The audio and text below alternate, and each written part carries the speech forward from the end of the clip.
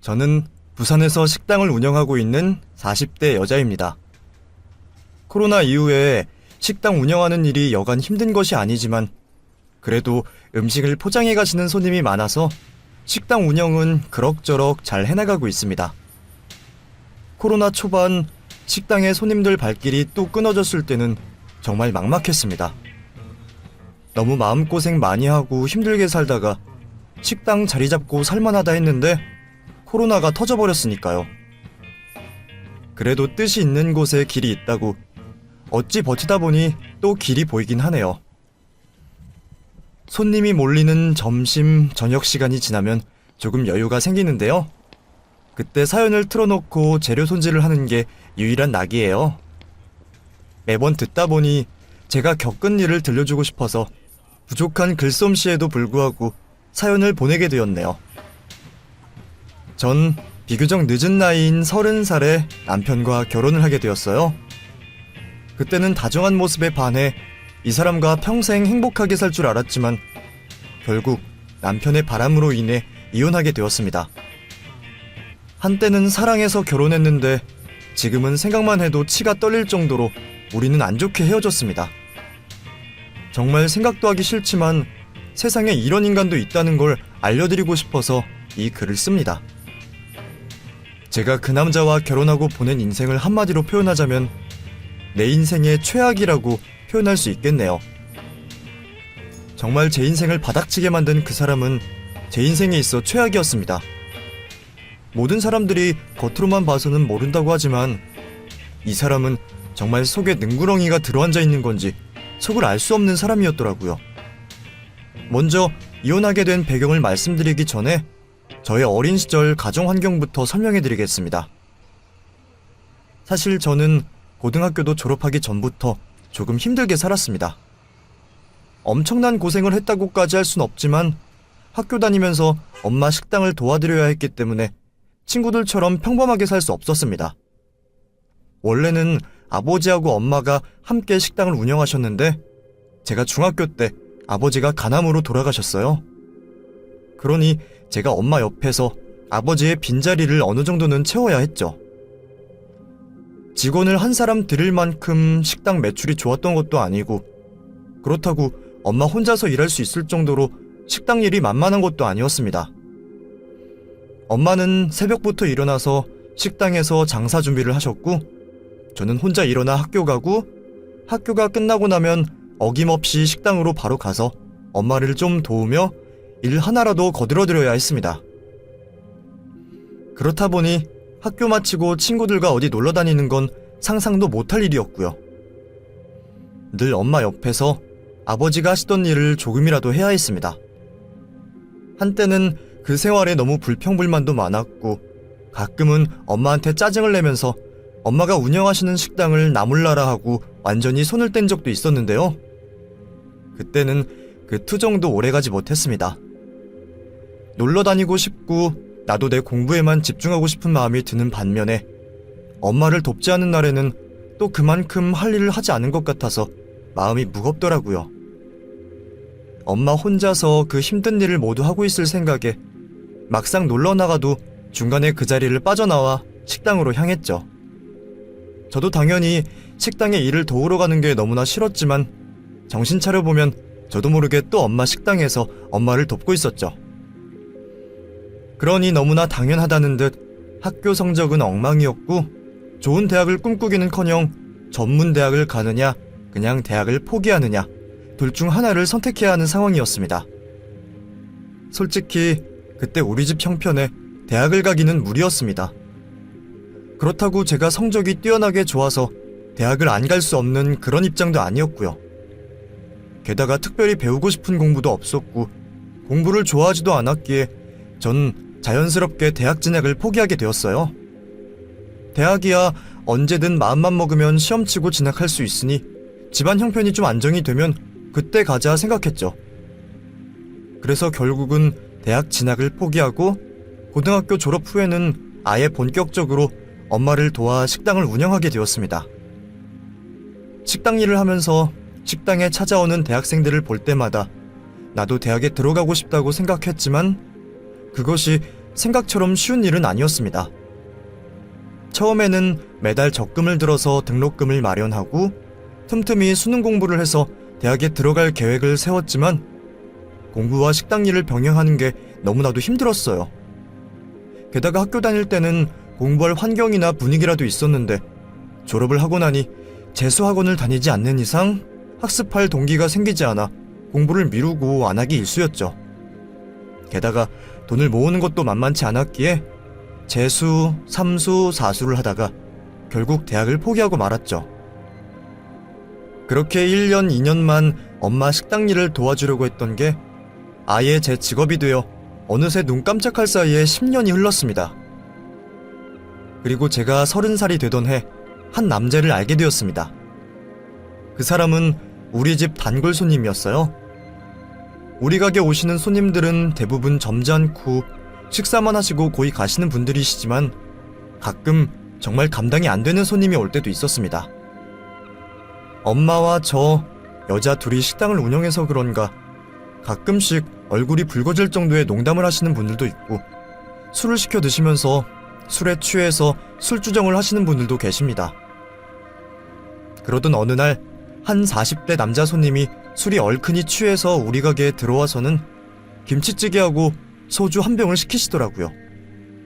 그래서 저는 왠지 그날따라 느낌이 안 좋았지만 손님을 내보낼 수는 없으니 일단 주문을 받았습니다. 그런데 주문 받을 때부터 그 손님 눈빛이 너무 이상하더라고요. 주문하는데 메뉴판은 안 보고 제 얼굴만 뚫어져라 쳐다보시는 겁니다. 저만 그걸 느낀 게 아니라 엄마도 그 모습을 보시고는 엄마가 그러시더라고요. 아무래도 너는 주방에 들어가 있는 게 낫겠다. 엄마가 갖다 줄 테니까 너는 주방에 있어. 요즘 부쩍 이상한 사람이 많은 것 같아서 걱정이다. 식당에서 술을 아예 없애버릴 수도 없고 저런 술 취한 손님을 안 받을 수도 없고 어쩌면 좋으니? 저런 손님은 안 왔으면 좋겠어. 오늘제로 떨어졌다고 하고 그냥 보내버릴까? 그러다 더 난리치게? 일단 엄마가 나갈 테니까 너는 여기서 나오지 마. 오늘 느낌이 별로 안 좋다. 엄마는 그 손님이 주문한 김치찌개를 올리고 밑반찬을 담아서 나갔습니다. 저는 그동안 부엌에 쌓인 설거지를 하고 있었고요. 그런데 잠시 후 언성이 높아지는 소리가 들려오더라고요. 여기 아가씨는 어디 가고 할망구가 서빙을 해?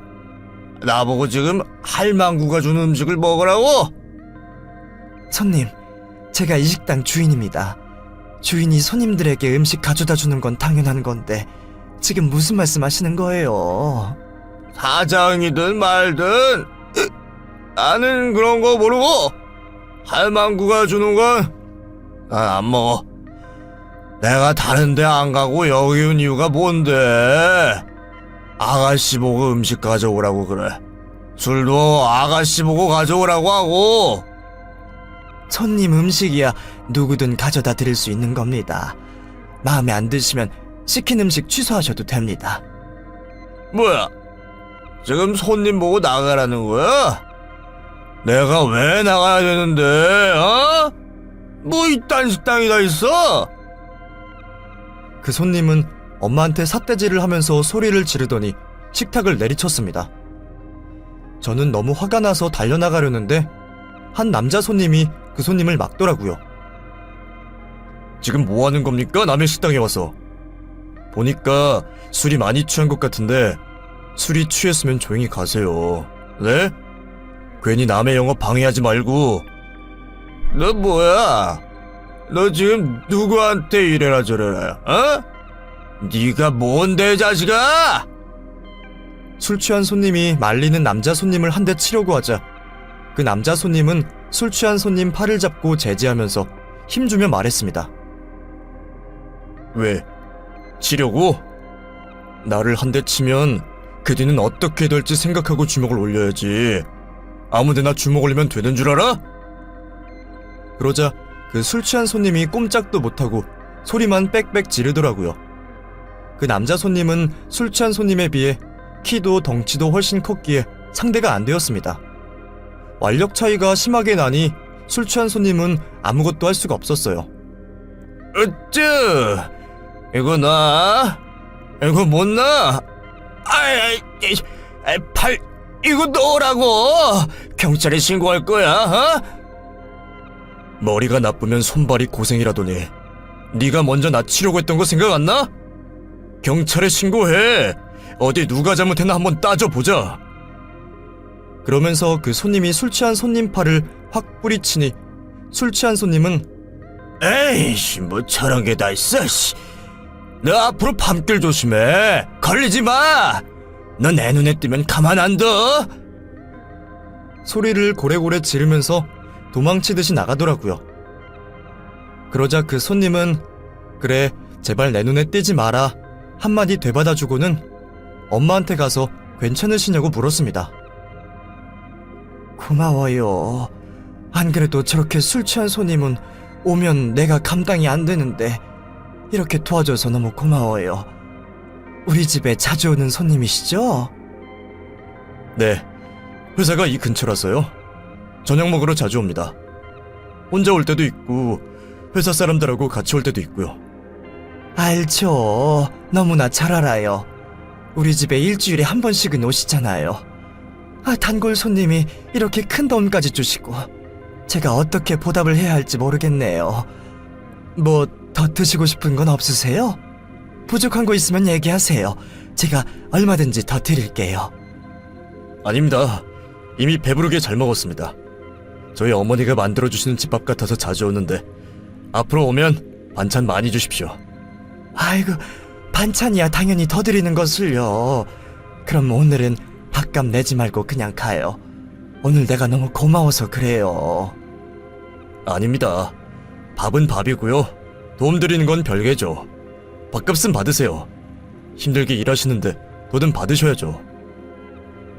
엄마는 괜찮다고 하시는데 그 손님은 기어이 밥값을 내고 가시더라고요. 저도 엄마도 너무나 고마워서 정말 어쩔 줄을 모르겠더라고요. 세상에, 저 손님 너무 고맙다. 듬직하고. 앞으로 저 손님 오면 양도 많이 드리고 반찬도 많이 드리고 해야겠다. 그러게, 정말 우리 집 최고 손님으로 모셔야겠다. 그나저나 엄마는 괜찮아요? 괜찮지 그럼. 그까짓 게 뭐라고. 우리도 오늘 적당히 하고 문 닫자.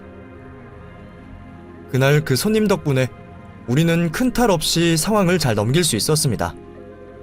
저랑 엄마는 너무나도 고마워했죠. 그 손님은 그 후로도 우리 집에 자주 왔고 우리는 서로 잘 알고 지내는 사이가 되었죠. 단지 손님으로 온 사람일 뿐인데 그 손님만 오면 왠지 마음이 든든했습니다. 왠지 가족 같은 느낌이 들었다고 할까요? 그렇게 회사 다니는 평일에는 매일 저희 식당에 오게 되면서 비슷한 또래였던 저랑은 서로 가까워졌고 친해졌어요. 나중에 알고 보니 저보다 3살 많았기에 자연스럽게 오빠라고 부르면서 요즘 흔히 말하는 썸을 타게 되었죠. 그리고 자연스럽게 연인으로 발전하게 되었습니다. 사실 제가 그동안 연애를 한 번도 안 한 건 아니지만 아무래도 엄마 식당일 때문에 깊게 사귄 적은 없었어요. 길어봤자 3개월 정도. 연애는 항상 짧게 끝났고 제가 많이 좋아하지도 않았죠. 그래서 사랑에 목매고 항상 남자친구만 목 빠지게 기다리는 친구들이 이해가지 않았는데 그 사람을 만나게 되면서 저는 처음으로 사랑이라는 깊은 감정을 느끼게 되었어요. 학창시절부터 식당 일을 하면서 알게 모르게 스트레스가 쌓여 우울증이 있었는데 그 사람을 만날 때는 온몸에서 행복함이 느껴질 정도였어요. 그러니 하루하루 기분 좋게 눈뜰 수 있었고 식당 일도 더 기분 좋게 힘내서 할 수 있었죠. 게다가 엄마도 그 사람을 아들처럼 마음에 들어 하시고 잘 대해주셨죠. 그래서 사귄 지 얼마 지나지 않아 결혼까지 하게 되었어요. 그 사람은 물론 시부모님들도 참 좋은 분들이셨어요. 주변에서 얘기 들어보면 며느리 기죽이는 시어머니가 많다고 하는데 저희 시어머니는 인자하고 따뜻한 성품의 소유자였어요. 항상 시댁에 방문할 때마다 제가 좋아하는 음식으로만 식사를 준비할 정도로 구박은커녕 넘치는 사랑만을 주셨죠. 다른 사람들은 시부모님이 어렵고 시부모님을 싫다고 하는 사람도 많은데 솔직히 저는 든든한 가족이 더 생긴 것 같아서 너무 좋더라고요. 엄마와 둘이 살아오면서 명절이 되어도 마땅히 오고 가는 사람도 없이 좀 외로웠거든요. 가끔 친척 집에 가긴 했지만 친척들과도 그렇게 가깝게 지내는 편이 아니어서 서로 인사만 하고 간단히 밥 한 끼 먹고 오는 것이 전부여서 그런지 전 늘 가족 많은 사람이 부러웠습니다. 그러니 저는 그 사람과 결혼하고 난 후 너무나도 행복한 신혼생활을 보냈어요. 한마디로 남편은 외롭고 음침했던 내 인생에 한 줄기의 빛과 같은 존재였죠. 게다가 결혼하고 나서 2년 후에 둘 사이에 예쁜 아이까지 생기고 나니 더 바랄 게 없었어요. 그냥 지금 이대로 쭉 행복하기만을 바랬죠. 하지만 행복이라는 건 허상이더라고요. 제가 바란다고 원한다고 해서 그게 유지되는 것이 아니었어요. 결국 이렇게 될 줄 알았으면 처음부터 남편과 만나지 않았을 것 같아요. 결혼 기간 내내 남편이 저한테 너무나 잘했고 저 역시 남편은 물론 시부모님에게 정성을 들이고 최선을 다했습니다. 남편은 내가 사랑하는 사람이고 시부모님은 내가 사랑하는 사람의 부모님이니까 제가 시부모님에게 잘하는 건 너무나 당연한 일이었습니다. 특별히 대단할 것은 없는 결혼 생활이었지만 같이 밥을 먹고 같이 텔레비전을 보는 그런 소소한 행복들이 저는 너무나 좋았습니다. 다른 많은 주부들이 그렇듯 저는 남편과 아이 뒷바라지에 온 노력을 기울였습니다. 그것이 저의 행복이고 기쁜 일이었으니까요. 누가 저에게 가장 소중한 것이 무엇이냐고 물어본다면 전 망설이지 않고 가족이라고 대답했을 정도였으니까요.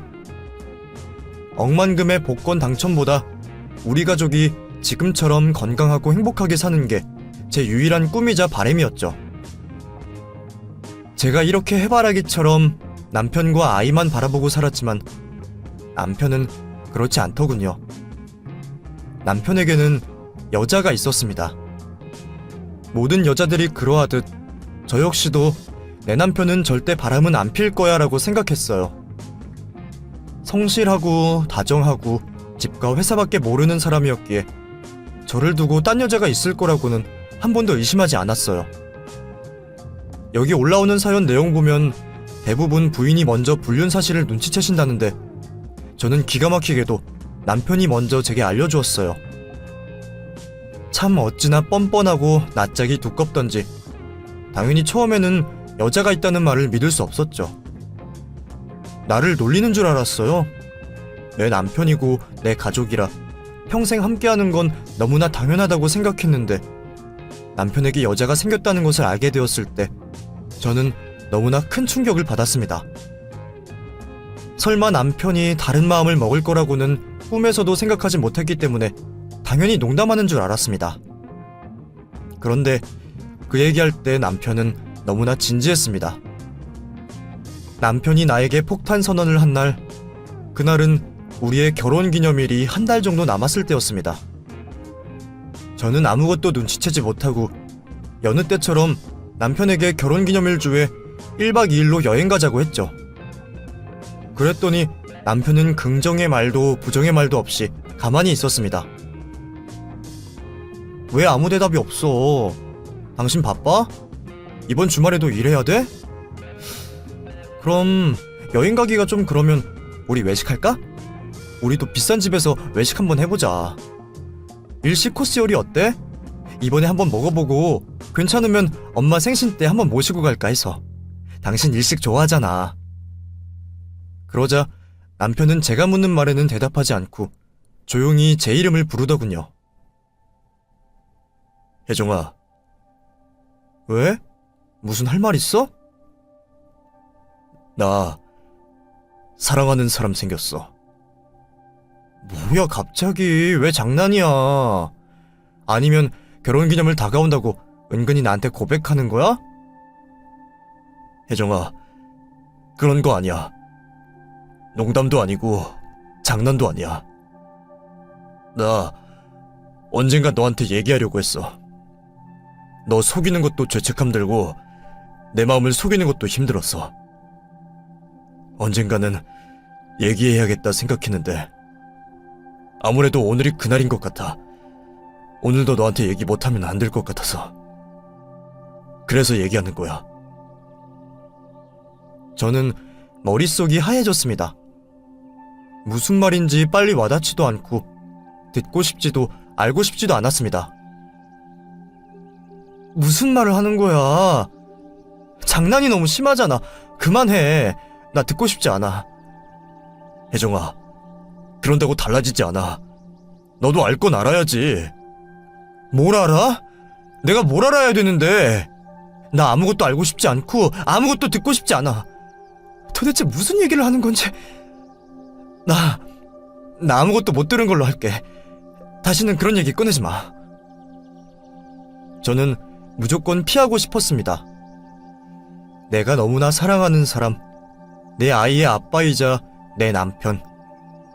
그 말을 인정하고 받아들일 수 없었습니다. 그런데 남편도 물러나지 않았습니다. 나 사랑하는 사람 생겼어. 정말이야. 그 사람만 생각하면 가슴이 뛰어서 살 수가 없어. 당신하고 연애할 때와는 또 다른 느낌이야. 나 정말 그 여자 사랑하는 것 같아. 그 여자를 처음 만났지만 처음인 것 같지 않았어. 내가 태어나기 전 아주 오래전부터 만났던 사람인 것 같아. 그냥 그 여자는 내 운명이야. 그래서 만난 거야. 그러니 혜정아, 내가 하는 말 그냥 하는 말 아니야. 진심이고 나는 지금 그 여자가 없으면 안 될 것 같아. 우리 이만 헤어지자. 저는 당장 무슨 말을 해야 할지 모르겠더군요. 그러니까 지금 바람났다는 거지? 바람났다고 그게 진짜 사랑인 것 같으니까 나보고 헤어지자고? 우리 애도 있는데 우리 헤어지자고? 미안해. 내가 지금 할 수 있는 얘기는 그뿐이야. 그럼 우리 애는? 평생 안 보고 살 자신 있어? 같이 못 살 뿐이지 아빠 노릇 안 하겠다는 게 아니잖아. 위자료도 양육비도 넉넉하게 줄 테니까 그냥 이혼만 해줘. 저는 정말 혼이 나가버리는 것 같았습니다. 남편을 맡고 싶었고 붙잡고 싶었고 당시 안정적인 그 생활을 이어가고 싶었습니다. 그게 무슨 소리야? 당신은 가정이 있는 사람이잖아. 딸도 있고 나도 있잖아. 아무리 여자한테 정신이 팔려도 그렇지 어떻게 이혼하자는 말이 그렇게 쉽게 나와? 어디서 어떤 여자를 만났는지 모르겠는데 나한테 이러는 건 아니잖아. 어떻게 여자가 생겼다고 당당하게 얘기할 수가 있어? 이 모든 걸 다 버리고 그 여자한테 가겠다는 거야? 자식도 가정도 다 필요 없어? 아니잖아. 진심 아니잖아. 바람난 사람은 잠깐 정신이 나가는 것처럼 되는 거래. 당신도 어떤 여자 때문에 정신이 나가서 그러는 거야. 이건 정상 아니야. 이해해. 당신 마음 이해할게. 그러니 마음 정리해.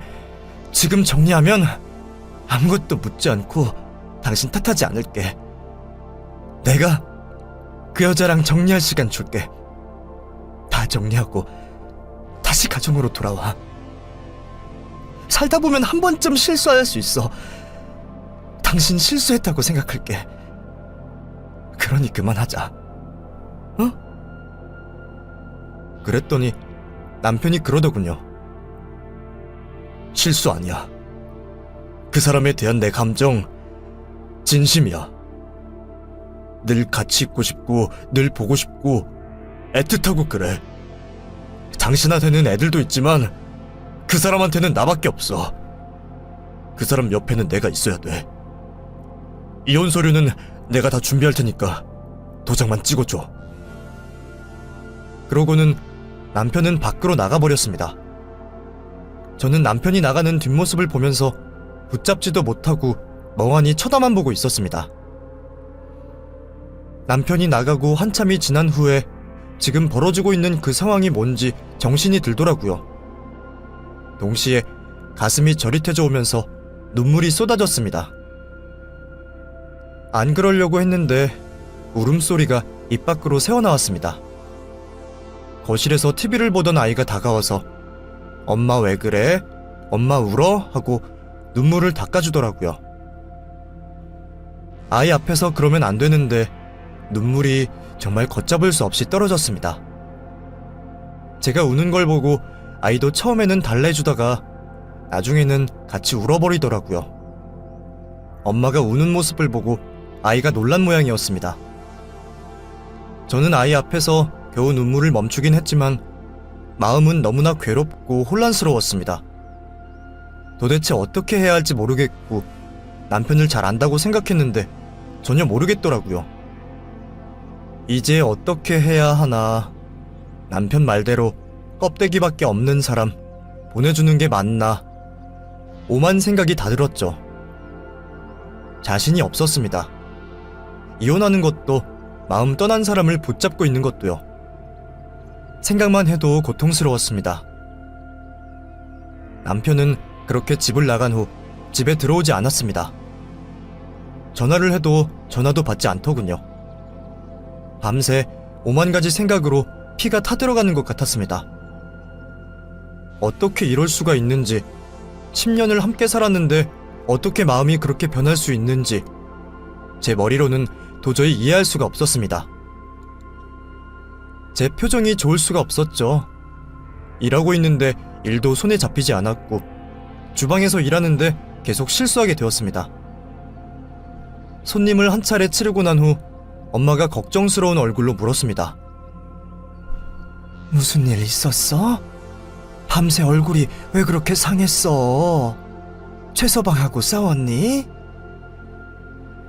저는 대답을 하려고 하는데 목구멍이 막힌 듯 아무 말도 할 수 없었습니다.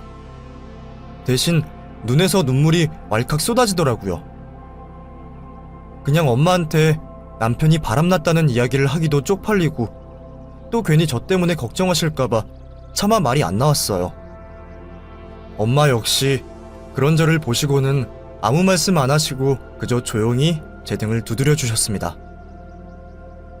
저는 한참 동안 엄마한테 안겨서 울었습니다.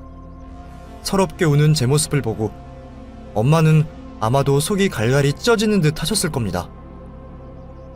저 몰래 구석에서 눈물을 훔치시는 것을 보니 엄마도 대충 어떤 상황인지 눈치를 채신 것 같더라고요.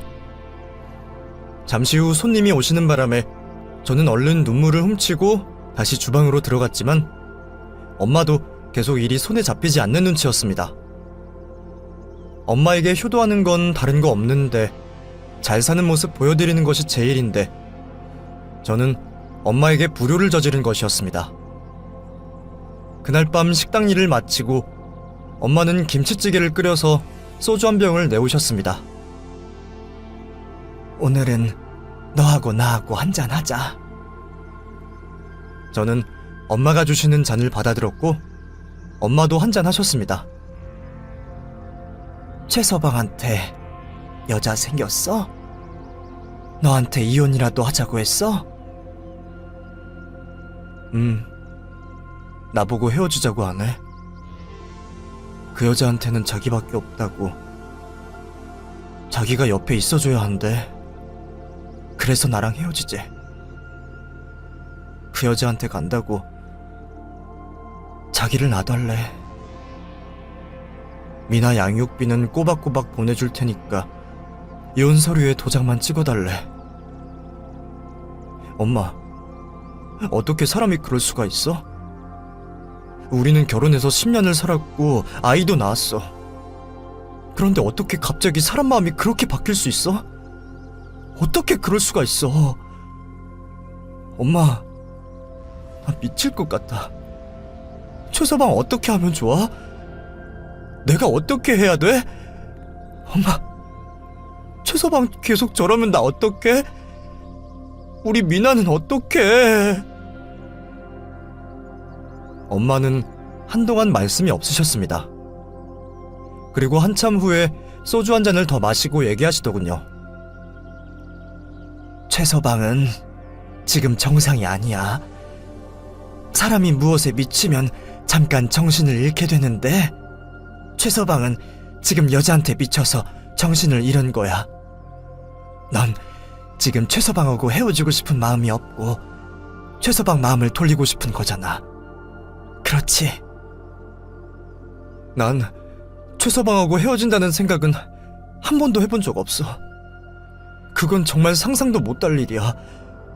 우린 가족인데 어떻게 헤어져?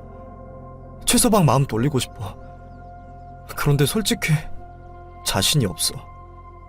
최서방 마음을 돌릴 자신도 없고 놓아줄 자신도 없어. 어제 밤새 잠 한숨 못 자고 생각했어. 최서방 용서할 수 없었어. 다시 돌아온다고 해도 용서할 수 있을지 모르겠어. 그런데 이대로 그냥 놓아주고 싶진 않아.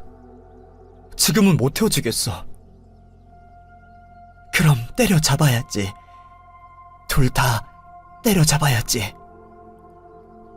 어떻게 때려잡아? 어떻게 하면 되는데? 미쳐서 정신 나간 것들은 같이 미쳐서 날뛰는 게 답이야. 울고 불고 매달린다고 절대 최서방이 마음을 돌리지 않아. 사내들이라는 것은 그래. 좋다고 매달리면 그 사람을 가볍게 보거나 하찮게 보고 살짝 돌아서려고 하면 매달리는 게 사내들이다. 최서방 마음은 네가 돌리려고 한다고 돌아오는 게 아니야. 최서방한테 들러붙은 그년이 떨어져 나가야 최서방 마음도 돌리는 거야. 최서방 말은 듣지도 말고 최서방한테 전화하지도 말고 그냥 가만히 놔둬. 완전히 신경을 끊을 수야 없겠지만 전혀 신경 쓰지 않는 듯 행동하고 최서방이 만나는 그 여자가 누구인지 그 여자나 찾아내. 그러고 나서 네가 최서방하고 같이 살든 헤어지든 할 수 있는 거야. 당분간 식당도 나 혼자 하고 미나도 학원 마치면 내가 데리고 있을 테니까 너는 당분간 네 일에만 신경 써. 절대 가만히 보고 있으면 안 된다. 어설프게 덤볐다가는 오히려 네가 당할 수 있으니 무조건 빼도 박도 못할 증거를 잡아서 족쳐야 된다. 그렇게 안 하면 의부증이니 이상한 여자니 헛소리 짓거리면서 네 속을 뒤집어 놓을 거야. 너는 증거 잡고 그년 족칠 때까지 이를 악물고 미친년이 돼야 하는 거다. 저 미친년은 건들면 답도 없구나. 그걸 확실히 보여줘야 된다. 무슨 말인지 알겠니? 알았어. 이혼하자고 대놓고 얘기한 후 남편은 대놓고 그 여자를 만나고 다녔습니다. 일부러 저 보란 듯이 티를 내더라고요. 안 하던 향수도 뿌리고 제 앞에서 그 여자랑 전화통화를 하면서 마치 제가 단념하기를 바라듯이 행동했어요. 그리고 어디서 무슨 얘기를 들었는지 집을 아예 나가진 않더라고요. 밤늦게 들어와서 눈만 뜨면 씻고 나갔습니다. 이혼은 시간 문제일 뿐 반드시 하게 돼 있다고 생각하는 듯 했고 이혼하기도 전에 괜히 저를 자극하거나 집을 나가서 빌미를 잡히는 건 불리하다고 생각해서인지 모든 행동을 조심하는 듯 하더군요. 그런데 얘기를 듣고도 제가 계속 반응을 안 보이니 남편은 이혼 얘기를 자꾸 꺼냈습니다. 그럴 때마다 저는 녹음 버튼을 눌러서 남편이 하는 말을 녹음해 두었습니다. 지금 이혼하는 게 제일 나은 것 같아. 서로 버텨봐야 좋을 것 없잖아. 조금이라도 좋은 기억으로 헤어지는 게 낫지. 나중에는 완전히 원수되어서 헤어지는 수가 있어. 조금이라도 좋은 기억? 무슨 좋은 기억이야? 남편이 바람나서 이혼하자는 게 좋은 기억이야? 나는 이미 악몽이야. 나한테 더 이상 이혼 얘기 꺼내지 마. 도대체 왜 이렇게 버티는 건데? 너는 너 싫다는 사람이 그렇게 좋아? 나 이제 더 이상 너한테 아무 관심도 없어. 내가 사랑하는 여자가 생겼다고 말했잖아. 너는 자존심도 없어? 이런 나랑 같이 살고 싶어? 쓸데없이 고집 부리지 말고 그냥 끝내. 우리 부부 인연은 여기서 끝이야. 뻔뻔하게 이혼을 요구하는 남편에게 물었어요. 그 여자는 당신이 가정에 있는 남자인 걸 아냐고요. 혹시 당신이 총각이라고 속이고 그 여자 만나고 다니는 거 아니냐고요. 그랬더니 그 여자도 다 알고 있고 그럼에도 불구하고 그 여자는 자기밖에 모르는 사람이라고 했습니다. 그 얘기를 얼마나 애절하게 하는지 저는 하도 기가 막혀서 세상에 그렇게 절절한 사랑은 제 머리털 나고 처음 보겠다 했죠. 당신 사람이 왜 이렇게 독해졌어? 꼭 이렇게까지 해서 볼 꼴 못 볼 꼴 봐야겠어? 당신 이렇게 답답하고 꽉 막힌 사람 아니었잖아. 당신도 당신 인생이 있는데 왜 나한테만 매달려서 인생을 허비해? 당신도 당신 인생 살아. 당신도 다른 남자 만나면 되잖아. 다른 사람을 만나든 다른 데 가서 애를 만들어 오든 그건 내가 알아서 해. 당신이 이래라 저래라 할 건 아니지. 그때그때 달라질 수 있는 게 사람이라고. 내 안에 수만 가지 내 모습이 있어. 언제 어떤 모습이 나올지 모르니 나 자극하지 마. 그리고 나를 당신 멋대로 판단하지 마. 내 일은 모두 내가 알아서 해. 그랬더니 남편은 저를 쳐다보면서 숨 막힌다면서 끝날 때까지는 조용히 끝내려고 했는데 왜 그렇게 사람이 끈질기고 말이 안 통하냐는 말만 반복하더군요. 그래서 저는 너는 짓거려라 라는 속으로 복수의 칼을 갈고 있다 했죠. 남편은 제 옆에서 한참 동안 짓거리더니 제가 아무런 반응이 없자 고개를 절레절레 흔들며 일주일 동안 잘 생각해보라고 하더군요. 일주일 안에 도장 안 찍으면 자기는 이 집에서 나갈 거라고요. 너 같은 여자하고는 숨 막혀서 한 집에서 못 살겠다고 했습니다. 제가 왜 저런 얘기를 들어야 되는지 너무 짜증나고 화가 나서 눈물이 쏟아지려고 했지만 억지로 웃었습니다. 그리고 저는 때때로 남편 뒤를 밟으면서 그 여자가 누구인지 알아냈고 그 여자가 사는 곳이 어디인지 그 여자는 무엇을 하는 여자인지 알게 되었습니다. 시간이 지나니 자연스럽게 알게 되더라고요. 그 여자는 분당의 한 아파트에 살고 있었습니다. 그 여잔 알고 보니 남편과 같은 사무실에서 일하던 여자였고 회사를 다른 곳으로 옮겨가면서 남편을 그 회사로 스카우트해가려고 계속 접촉하고 있었던 모양이더라고요. 그러다 둘이 자주 만나게 되었고 술 마시고 가까워졌으며 잠자리까지 같이 하게 된 것 같았습니다. 제 자신을 추스르기가 너무 힘들더군요. 자꾸만 그 여자와 남편의 모습이 상상되어서 너무 괴롭고 나도 모르게 눈물이 흘러내렸습니다. 사람들에게 왜 우울증이 찾아오고 어떤 마음으로 죽을 결심을 하는지 그 마음이 이해가 가더군요. 저는 남편과 그 여자가 함께한 증거들을 가지고 그 여자 회사를 찾아갔습니다. 제가 찾아갔을 때 그 여자는 저를 알아보더군요. 저를 보고 조금 놀라는 모습은 보였지만 당황하지 않더군요. 바람핀 사람치고는 너무나 당당했습니다. 그 모습을 보니 더 화가 나더군요. 남의 가정을 흔들어 놓았으면 최소한의 죄책감이라든지 미안한 마음이라도 있어야 사람이라고 생각했습니다. 내가 누군지 알면서 전혀 미안한 기색이 안 보이네요. 남의 거 훔쳐가는 것들은 다 이렇게 양심이 없나 보죠? 훔쳐가다니요? 누가요? 전 댁의 남편을 훔친 적 없는데요. 그 남자가 저한테 스스로 걸어왔어요. 지금 나한테 그걸 따지려고 회사까지 찾아온 거예요? 그 사람은 당신이 여기 온 거 알고 있어요? 내가 어딜 가는지 일일이 보고하고 다녀야 해요? 그런데 어쩜 그렇게 뻔뻔할 수가 있어요? 이런 인간들은 타고나나 봐요. 얼굴 낯짝이 두꺼워도 너무 두껍잖아요. 왜 많고 많은 남자 중에 임자 있는 남자를 건드리는 거예요? 참 듣기 거북하네요.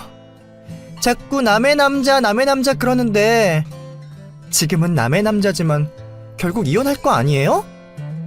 이혼하기로 다 합의 봤다던데 왜 이러는 거예요? 나는 남의 것 훔친 적도 없고 남의 것 쓴 적도 없어요. 당신이 당신 남편 버린다고 했다기에 나는 그냥 상태 좋은 것 재활용할 뿐이에요. 그런데 내가 이런 일로 미안해해야 하고 죄책감이 들어야 해요? 누가 그래요? 남편을 버리기로 했다고? 나는 남편이랑 너무나 잘 살고 있었어요. 우리는 헤어질 이유도 없고 내가 남편을 버릴 이유도 없어요. 그런데 어디서 무슨 소리를 들었기에 그따위 말을 하는 거예요? 당신 남편이 그랬어요. 당신이 자기와 헤어지고 싶어 한다고.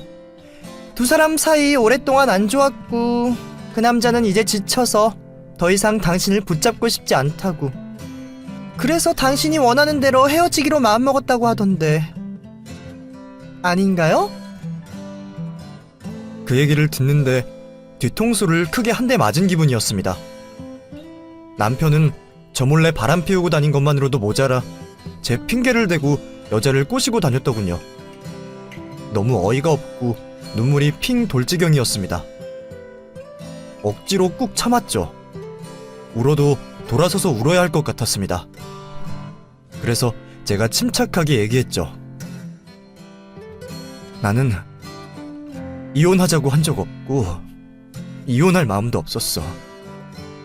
내 남편이 무슨 얘기를 했고 너는 무슨 말을 어떻게 들었는지 모르겠지만 너는 남의 남편 건드린 상간녀일 뿐이야. 남의 물건을 훔쳐가는 것만 도둑질이 아니잖아? 둘 다 땅을 치고 후회하게 될 거야. 어떻게 해야 현명한 일인지 잘 생각해. 그리고 다시 한번 얘기하는데 나는 이혼 안 해. 제가 말을 하고 돌아서 나오는데 그 여자는 아무 말도 못하고 가만히 쳐다만 보고 있더라고요. 제가 그 여자한테 다녀오고 잠시 후 남편에게서 전화가 왔더군요. 저는 전화를 받아서 욕 한마디 하고 전화 끊어버렸습니다. 그리고 그 순간 너는 끝이다 생각이 들더군요. 그날부로 남편은 집에 들어오지도 않았습니다. 제가 찾아간 이후로 둘이 무슨 얘기가 오고 갔는지 둘이 아예 살기로 한 모양이더라고요. 저도 왜 안 들어오냐 전화나 문자도 전혀 하지 않았습니다. 그렇게 행동하면 나도 나대로 행동하겠다 독하게 마음먹었죠. 저는 가지고 있던 자료를 들고 변호사를 찾아갔고 우선 상간녀 소송부터 걸었습니다. 소장은 그 여자 회사에서 받도록 했습니다. 옆에 누군가 한 사람이라도 그 여자가 어떤 여자인지 알길 바라면서요. 제가 소장을 그 여자 회사로 날린 걸 알고 그 여자가 남편에게 쌩난리를 쳤던 것인지 남편이 어쩐 일인지 집에 다 들어왔더라고요. 지금 뭐 하는 거야? 지금 그 여자 회사로 뭘 보낸 거야? 거긴 그 여자 회사야! 남의 직장까지 건드리는 건 아니잖아! 문제 있으면 나하고 얘기해. 왜 그 여자를 끌어들여? 내가 그 여자 적당히 정리하고 당신한테 돌아오려고 했어. 그런데 지금 이 행동 뭐 하자는 거야? 진짜 사람 좀 그만 질리게 해. 당신이 이러면 내가 돌아오고 싶어도 돌아올 수가 없어. 정말 정 떨어진다고. 저는 지나가는 개가 짖나 하는 생각으로 듣지도 않고 쳐다보지도 않았습니다. 그냥 제 할 일 하면서 욕실로 들어가서 문 잠가버렸죠. 그리고 남편의 짐을 한 박스씩 포장해서 하루에 한 박스씩 그 여자 회사로 보냈습니다. 예전에 벗어놓은 양말이며 옷은 전혀 빨지 않은 채로 보냈고요. 둘이 찍은 사진도 인화해서 같이 보냈습니다. 그리고 종이 박스 위에 유성매직으로 크게 상간녀라고 써서 그 여자 회사로 보냈어요. 물건 박스가 도착한 날 남편은 미친 듯이 전화가 오더라고요. 그날 제가 전화를 안 받으니 집으로 찾아왔지만 저는 문도 열어주지 않았고 비밀번호도 바꿔버렸습니다. 그리고 상자가 3개째 도착했을 때 한두 번으로 끝나는 게 아니다 싶었는지 그때는 그만하자고 싹싹 빌대요. 제가 그 정도로 그만할 것 같으면 아예 시작도 안 했을 겁니다. 저는 계속 상자를 보냈고 남편의 물건은 열흘에 걸쳐서 계속 전달되었죠. 그리고 그 후 참 신기한 일이 일어났습니다. 둘 사이에 무슨 문제가 생겼는지 남편이 계속 문자를 보내고 연락을 하면서 미안하다고, 잘못했다고, 자기가 잠깐 정신이 나간 것 같다며 그 전과는 완전히 다른 모습을 보이더라고요. 집에 들어가고 싶다고 제발 비밀번호 좀 알려달라고 했습니다. 그러면서 한다는 말이 그제야 딸이 보고 싶다고 하더군요. 그 전까지는 저나 딸이나 안중에도 없던 사람인데 잠깐 정신이 돌아오긴 온 것 같더군요. 엄마 말이 맞았습니다. 그 여자를 확실히 잡으면 남편이 돌아올 거라고 하더니 그 여자를 질리게 만드니 남편이 제자리로 돌아오긴 하더라고요.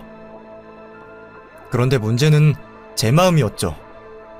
그렇게 붙잡고 싶던 남편에게 정말 손톱만치의 미련도 남지 않더군요. 너무나 사랑했던 만큼 상처도 깊어서 용서할 수가 없었던 것 같습니다. 그런데 단 하나, 남편의 월급은 아쉬웠습니다. 제 마음은 당장 이혼해버리고 싶었지만 이혼은 잠깐 보류하기로 했습니다. 그리고 1년만 기다려보자 싶더라고요. 저도 진짜 제 마음이 무엇인지 시간을 두고 지켜봐야 알 것 같았으니까요. 그래서 남편에게는 조금 서로 시간을 갖자고 했습니다. 이혼하고 싶어 했으니 1년간 남남으로 살아보자고요. 남남처럼 따로 살아보고 그때 결정 내리자고요. 남편은 자기가 미안하니 그러지 말고 자기를 용서해달라고 하더군요. 저는 끝까지 고집을 꺾지 않았고 그 후 저는 우리 집에서, 남편은 시댁에서 지냈어요. 그런데 한 번 돌아선 마음은 되돌리기 힘든 것 같더라고요. 1년이 지난 후에도 남편을 받아줄 마음이 들지 않고 여전히 상종하고 싶지 않았어요. 저도 무서울 만큼 제 마음이 냉정해지더군요. 제 속에 이런 냉정함이 있을 줄은 저도 몰랐습니다. 그러니 있을 때 잘하지라는 말이 있는 모양입니다. 결국 1년 후에 저는 회복되지 못한 신뢰를 이유로 남편에게 이혼을 통보했고 그렇게 우리 부부의 인연은 끝이 났어요.